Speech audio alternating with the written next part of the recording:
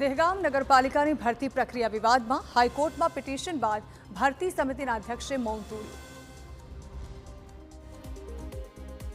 ગાંધીનગરના દહેગામ નગરપાલિકામાં હાથ ધરવામાં આવેલી ભરતી પ્રક્રિયા ઘણા સમયથી વિવાદમાં છે, જેમાં નગરપાલિકાની 8 સંવર્ગની 21 જગ્યા માટેની ભરતી પ્રક્રિયા હાલ ચર્ચાનું કેન્દ્ર બની છે। ભરતી પ્રક્રિયાને લઈને કર્મચારી મંડળ દ્વારા ભ્રષ્ટાચારના આક્ષેપ કરવામાં આવ્યા।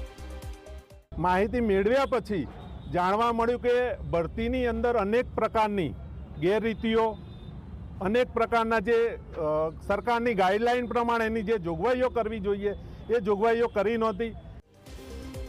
જે બાદ હાઈકોર્ટમાં થયેલી પિટિશન અને કર્મચારી મહામંડળના આક્ષેપો વચ્ચે મળેલી સામાન્ય સભામાં ભરતી સમિતિના અધ્યક્ષે મૌન તોડ્યું અને સ્પષ્ટતા કરી, કહ્યું કે ભરતી પ્રક્રિયા સંપૂર્ણ રદ કરવામાં આવી નથી, પરંતુ માત્ર ટેકનિકલ ખામીઓ સુધારીને ફરીથી પ્રક્રિયા હાથ ધરવામાં આવશે।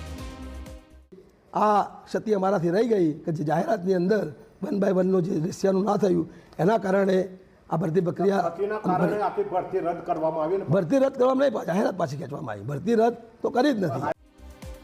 હવે જોવાનું એ રહેશે કે નવી ભરતી પ્રક્રિયા ક્યારે શરૂ થાય છે અને તેમાં રોજમદારોને સ્થાન મળશે કે નહીં।